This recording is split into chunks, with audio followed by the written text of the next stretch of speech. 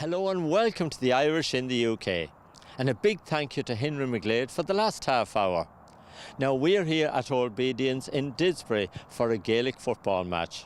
We'll also be at the Albert Dock in Liverpool to find out a little bit more about the Beatles story. Later in the show, we'll be joining the Irish community in Alfreton near Derby, and Nathan Carter will be singing one of his songs. So we hope you sit back, relax and enjoy the show. Now we're here at Obedience, Didsbury in Manchester. Oisin GAA Club are playing John Mitchell's GAA Club from Liverpool in the Pennine League Cup final. And I'm off to find out how the game is going.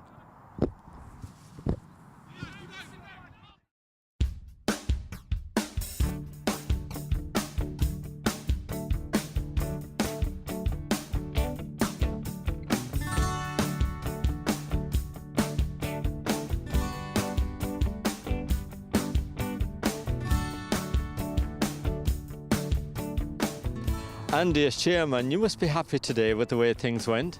Yeah, it's been a really good afternoon's entertainment. I think that both teams give something for the supporters to enjoy and look at, and thankfully we came away as victors this afternoon.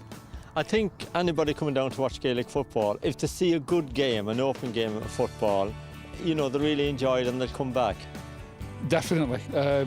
We get quite a few local people that just happen to be passing, and you know, they get hooked into watching the game.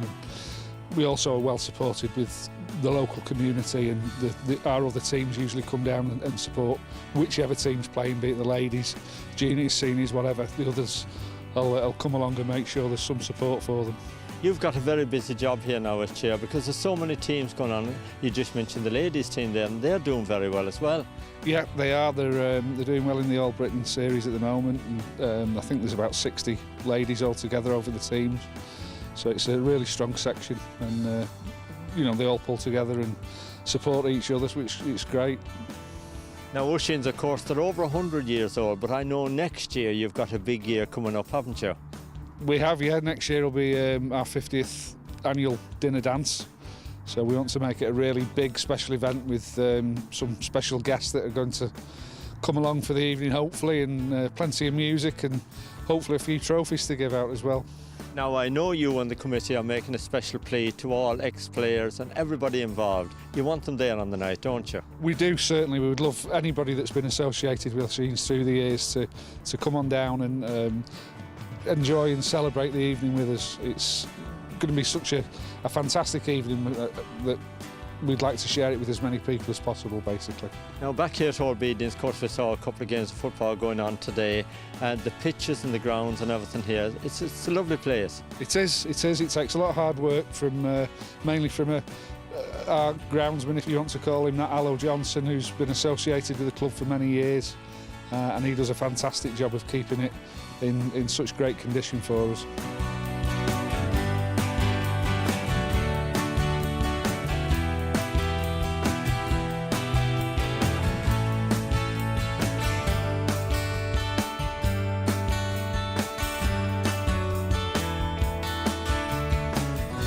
George, what was it like to referee that game today? Very, very good sporting game between two teams, two very competitive teams, and two teams that know each other very much inside out. 13 aside, left a lot of space on the pitch, so high scoring, but let the game flow, and we've seen some very good scores from both teams. It's the first in a set of 4, potentially. They meet again next Sunday in the Senior League. They'll meet again in the round robin in the Championship, and potentially one of them will be in the county final in the last week in September. There's a lot of football still to be played. Yeah, the fixtures have been coming on fairly well this year. We have the Senior League completed. We're halfway through the Junior Championship. We're also halfway through, half to 3/4 way through the Junior League. And that's the Pennine League combined today. Division 1, 2 and 3 are now complete, with Oisin's winning Division 1 last weekend in Liverpool. Hugh O'Neill's won against Wolf Tones for Division 2, and John F. Kennedy's beat Oisin's B team here this afternoon for Division 3. So we're going along nicely, and with the Senior League final next Sunday, then the bank holiday, and then it's into Championship all for September. Now, we can't let you go without mention it's been a big year for you, hasn't it? Congratulations, tell us why. Thanks, Martin. It's I got married this year in March to Ailsa, and I also took the role on the county board of assistant secretary, which is CCC fixtures and all that. So it's been a bit of a busy year, but things are settling down now, and looking forward to both the hurling and football championships starting.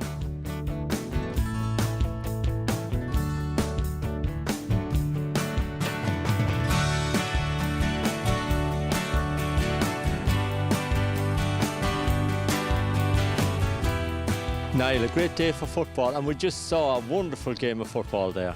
Yeah, it was a good game. Both teams gave it everything there, and it was a hot day for it, in fairness, and 13 aside in the Pennine League, and there's a lot of running in it.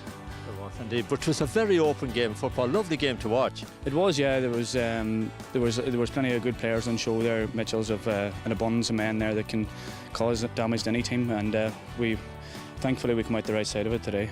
And it's nice to pick up a trophy early on in the season. It is, yeah. It keeps things ticking over until the business end of the season in September. So we're happy enough with our day today.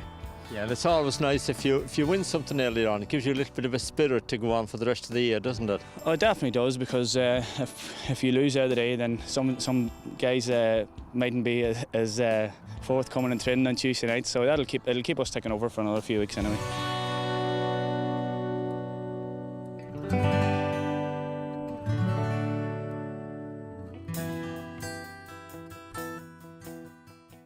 Well, what a great day we had here at Obedience. Now, we are off to the Albert Dock in Liverpool to find out a little bit more about the Beatles' Irish connection.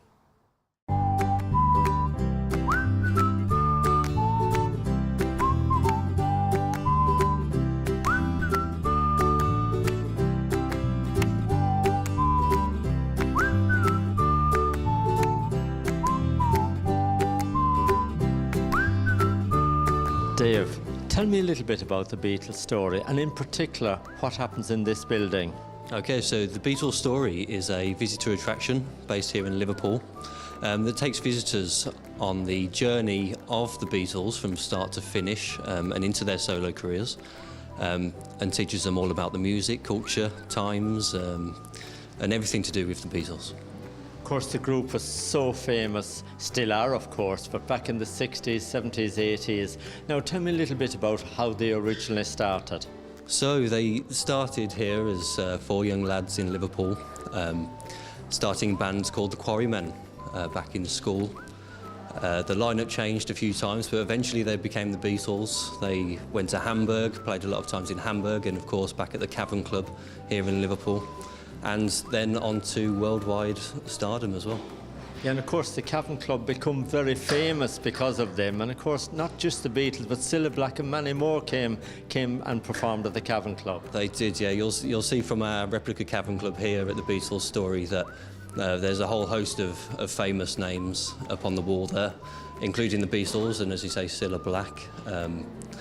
Yeah, Mersey Beat was a very big popular scene back in the 60s, well, late 50s, early 60s. And of course Brian Epstein had a massive influence on the group. He did indeed. So Brian actually came onto the scene during their Cavern days.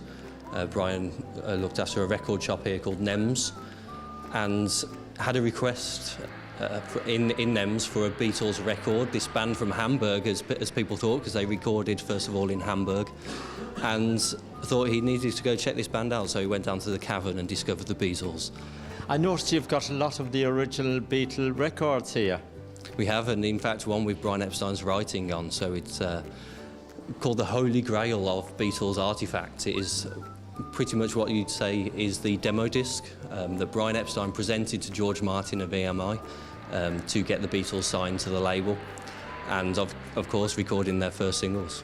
Now, of course, I want to talk about their Irish connection, because we know that the 4 boys had great connections with Ireland.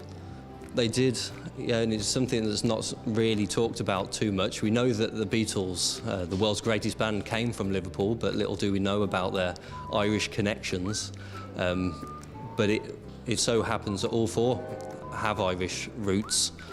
including Ringo, who's often considered the most English Beatle. Yeah. But yeah, leading Beatles historian Mark Lewisham actually traced one line of Ringo's family tree back to County Mayo. And of course it's well documented that John Lennon wanted to retire in Ireland.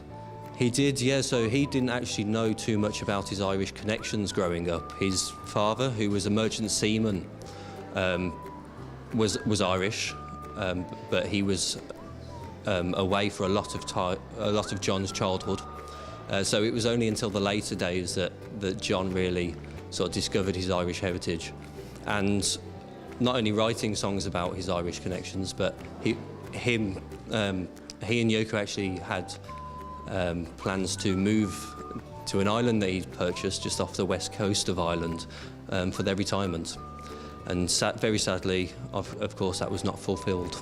And of course here at the museum, the Beatles story, it covers over 50 years. You've got so much history here and so many photographs, so much stuff. It's a nice day out, isn't it, to come along, have something to eat in the cafe and take in all the museum. Yeah, absolutely. You can spend a whole day going around and really immersing yourself in everything Beatles. It's funny, you could spend an hour if you have just an hour to, in the city, or you can spend a day or 2 days.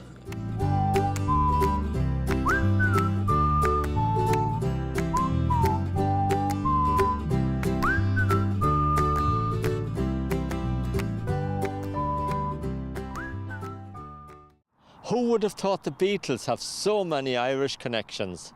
Now, if you'd like to learn a little bit more about the four boys, come along to Albert Dock in Liverpool. It's a great day out. Now, we're going to take a very short break. Don't go away. See you in a minute.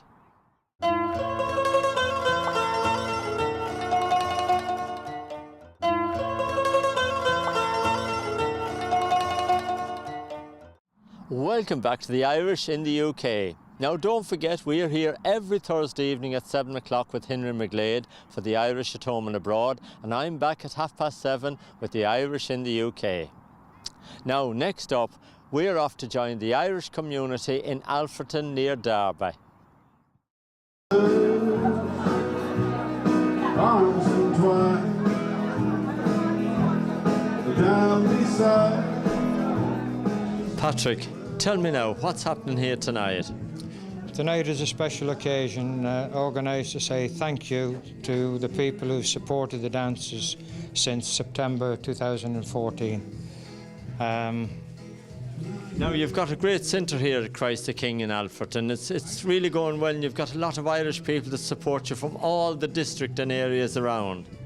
Yeah, we get people in from Derby, from Leicester. There's a good crowd from Leicester tonight. We normally have people actually travel up from Bristol, but she's babysitting tonight, looking after her grandchild down in Bristol. We have people come from Birmingham. We have people come from all over, and it's their support that keeps it going. Yeah. So. And of course, you're known as the Kinnegad man. I am there's a lad stood in at the bar. I met him 41 years ago now. And when I told him where I was from, that's the name he gave me, and it's kind of stuck with me ever since. And some people don't know me by my proper name. So, yeah, I'm happy with the name Kinnegad. Now, obviously, you're very well known around Alfreton and Derby and all these areas. How many years have you lived your life here?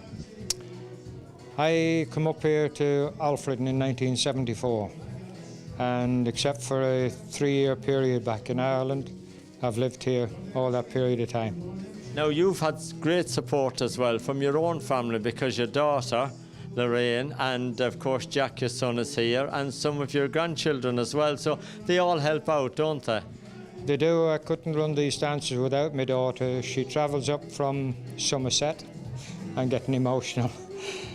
She travels up for every dance with my little granddaughter. My son is over on holiday from Ireland for the summer, and yes, he loves the dances, and he's a great help when he's here, and it's a struggle when he's not here. Cried my God, what have I done? I know one step closer will be heaven divine. Don't let me cross over love's cheating line. I'm tempted, my darling, for to steal you away. So help me, my darling, stay out of my way. I know one step closer would be heaven divine. Don't let me cross over love's cheating line. Joe, when did you first come to England? September 1951. And have you always lived in Alfreton or around Derby? No, I was around the country, all around. You've travelled around a lot. I did when I was young. Now, I believe you're a great County Mayo man. Where do you come from? Foxford. Right together in the Moy. And what about you, Sarah? I come from Knock in County Mayo. Now, I believe that you both celebrated a big anniversary a few weeks back. That's right. So the That's big right, one, yes, a truly, very and a big very one. big 300 people at it. So, and how many years have you been married? 60 years. My goodness, congratulations to you both. Thank you. I left Foxford Station in April 82 and bound for Chicago, living to presume. I bid adieu to old Ireland and the last I did adore, that I left lamenting after me in the parish of Knockmore. My hair is turned to silver. Vinny, tell me a little bit about your time here in the Midlands. My time in the Midlands is, I would say, I arrived here back in 1979, 80.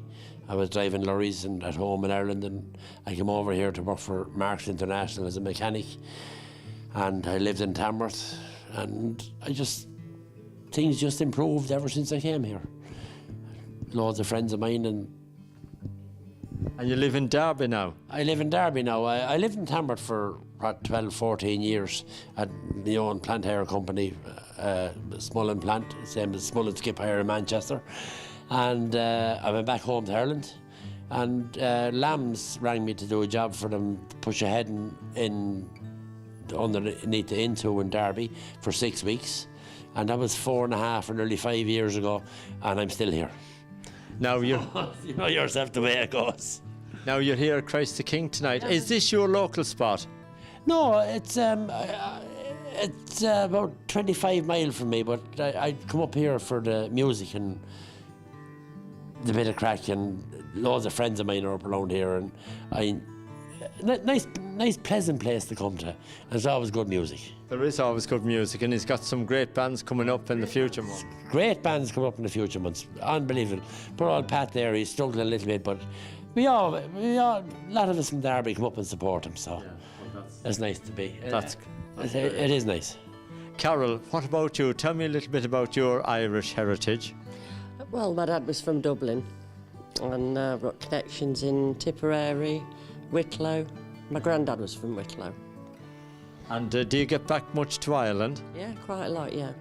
Do you enjoy going back there? Yeah, I love it, yeah. I like Ireland.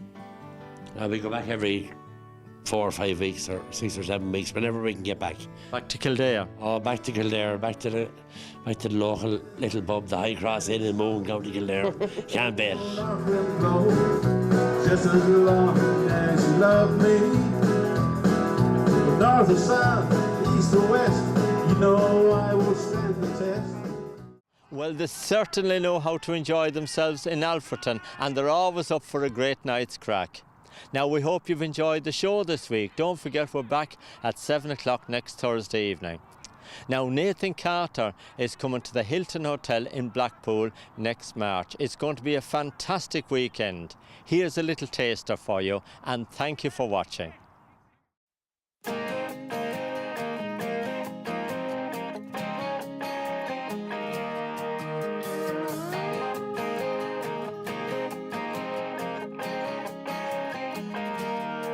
Well, if you're tired of waiting in line, feeling time keeps passing you by, you counting by the minute, losing and you're winning, always feeling one step behind. And you're working every I got sense, and you're burning the candle both ends. You're trying to earn a living, but everything you're giving is getting thrown back in your face. Oh, I hear you say same thing every day, but not anymore, there's a much better way. Get up, get out, start living the dream. Stand up, stand out, you know what I mean. Get up, get out, you're well on your way. Stand up, stand out, it's starting today. Even on the day when the struggle is real, get up, get out, and shout, start living the dream.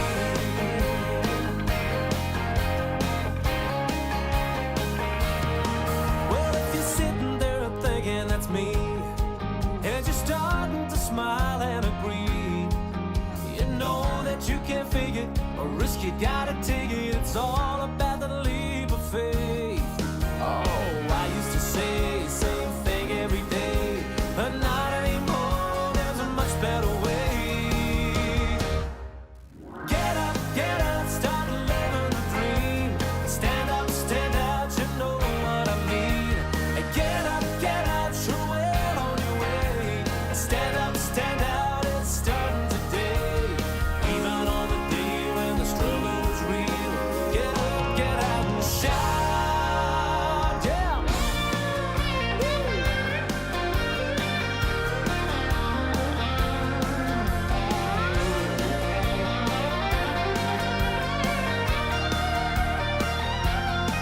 You know it's better just to ask forgiveness than permission when it's already done. Get up, get out, start living the dream. Stand up, stand